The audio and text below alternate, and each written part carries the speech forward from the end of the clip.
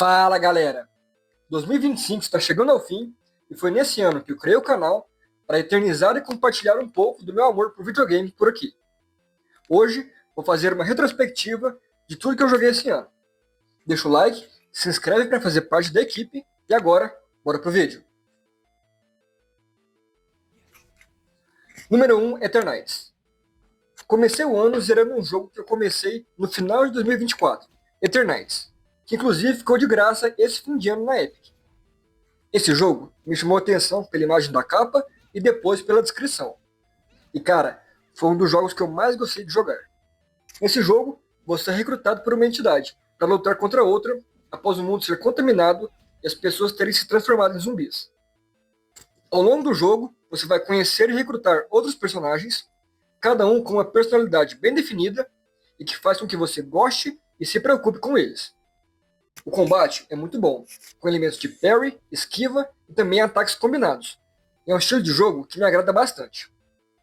Além de lutar contra monstros e chefes, você deve estreitar seus laços com os companheiros, seja de amizade ou mesmo um par romântico com alguém. O humor desse jogo também é bem engraçado, e eu recomendo bastante esse jogo. Nota 9.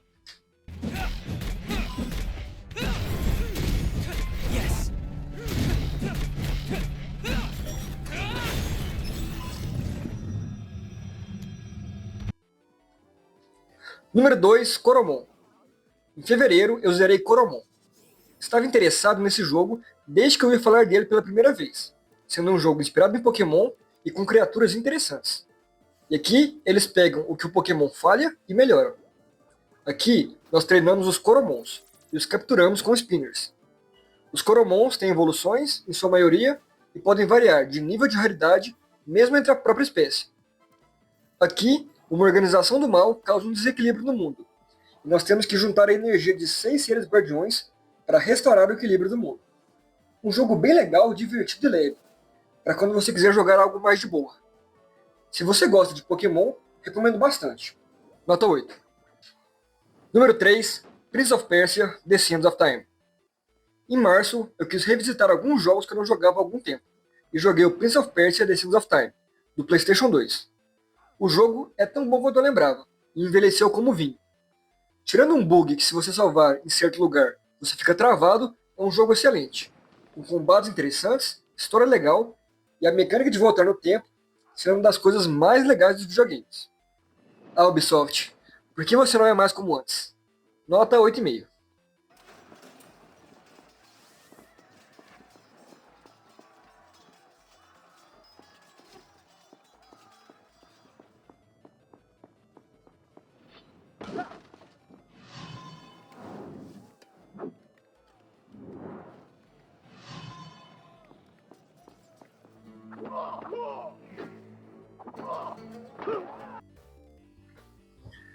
Número 4, Where in the World is Carmen Sandiego. Ainda em março, eu joguei Where in the World is Carmen Sandiego. Eu joguei esse jogo quando era bem criança, e sempre ficou na minha cabeça, então resolvi jogar. Um jogo simples, mas que você precisa pensar, inclusive ter bastante conhecimento de geografia para mandar bem. Aqui temos que procurar a ladra Carmen Sandiego. Viajamos o mundo recolhendo pistas que vão nos indicar qual criminoso estamos caçando. Se o capturarmos com sucesso, vamos subindo de nível até conseguir pegar Carmen Sandiego. Se você não tem problema com gráficos antigos, o que não atrapalha em nada o jogo, pelo contrário, dá um charme a mais, será um ótimo jogo, e bem curto inclusive. Nota 8.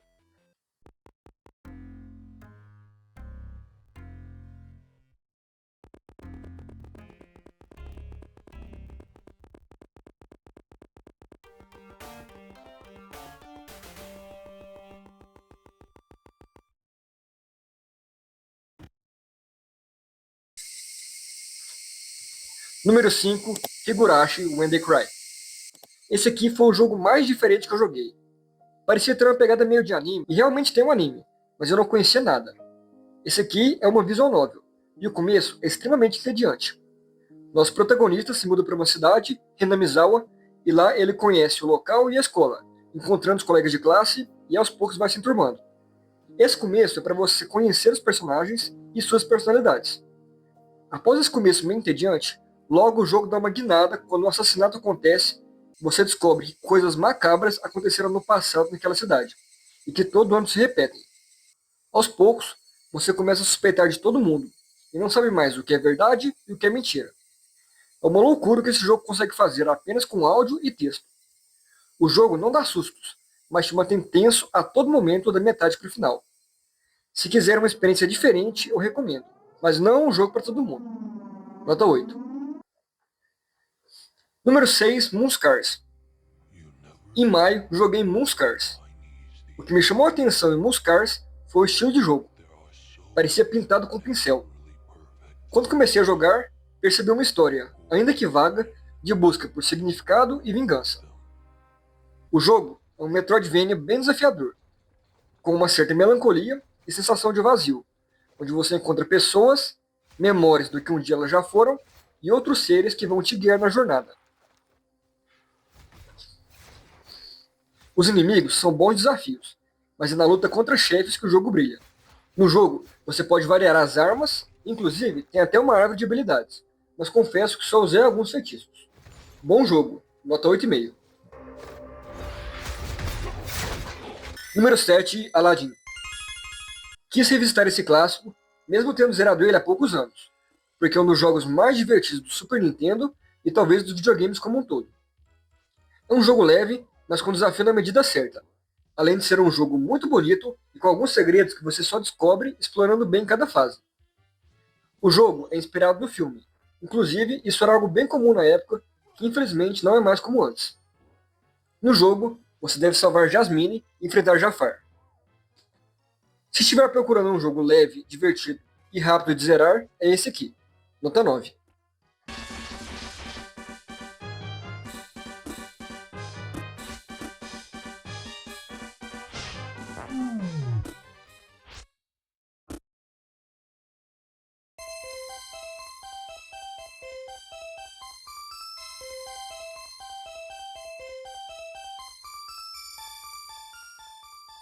Número 8, Breath of Fire.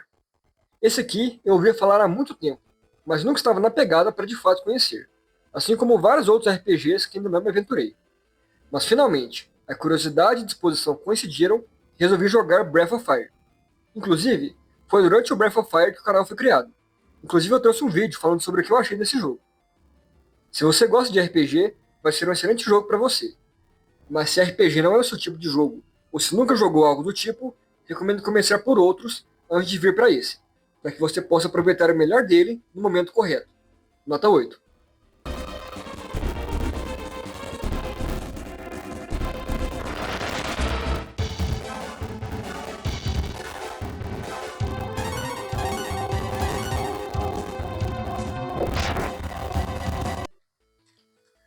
Número 9, Show do Milhão. Uma triste coincidência foi que eu joguei ele pouco após a morte de Silvio Santos. Show do Milhão marcou uma geração e até hoje é referenciado. O jogo já é um pouco antigo, e algumas perguntas são relativas a coisas específicas do passado. Mas, mesmo quando você erra, você aprende.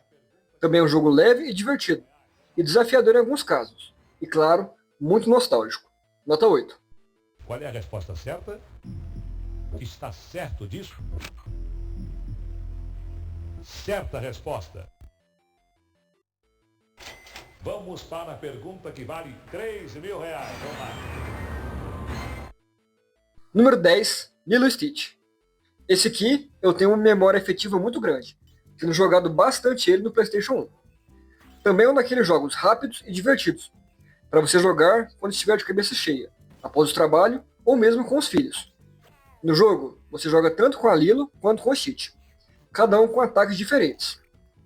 Se você gosta de jogos tipo Crash, então Lilo e Stitch vai te agradar bastante também. Nota 8,5.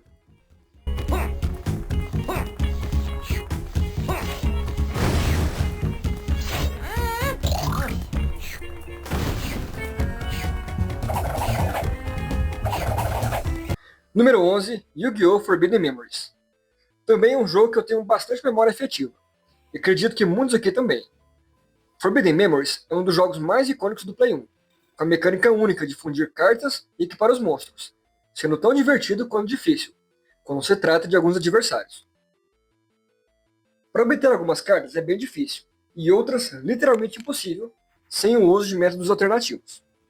Ainda assim, é um jogaço, eu recomendo muito para quem nunca jogou, para que experimente. Nota 8,5.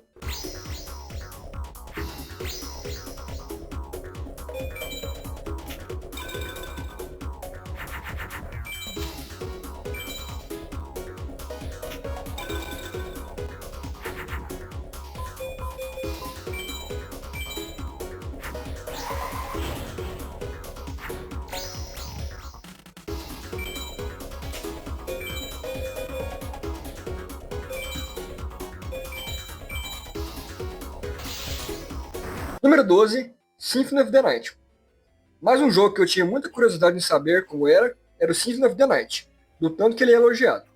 E sim, realmente é um jogão, mas eu esperava mais, principalmente por estar com a expectativa muito alta. Ainda assim, gostei bastante dele e falo mais nesse vídeo aqui. Nota 8,5.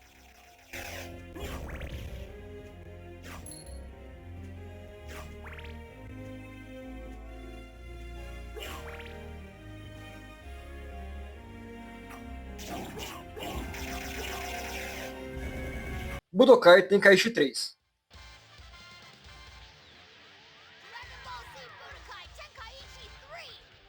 Esse aqui talvez seja o jogo que eu mais joguei no PlayStation 2. Budokai Tenkaichi 3 é um jogo perfeito, e eu falo isso sem medo de errar. Inclusive, quem jogou na época sabe o quão bom era o jogo, e até hoje é um jogo muito bom. Aqui, você passa por várias fases do Dragon Ball, desde o clássico até o Dragon Ball GT. Além disso, tem uma vasta seleção de personagens e vários modos diferentes. Se você gosta de jogos de luta, de anime e principalmente de Dragon Ball e nunca jogou, tá perdendo tempo. Esse jogo aqui é incrível. Nota 10.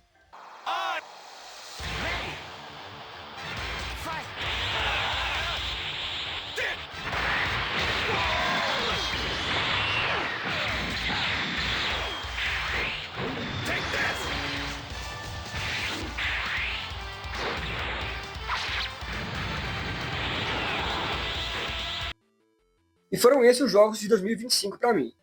Jogou algum desses aí? Comenta aí qual jogo não pode faltar na minha lista pro ano que vem. Não esqueçam de se inscrever e deixar um like. Por hoje é isso, galera. Valeu. Fui!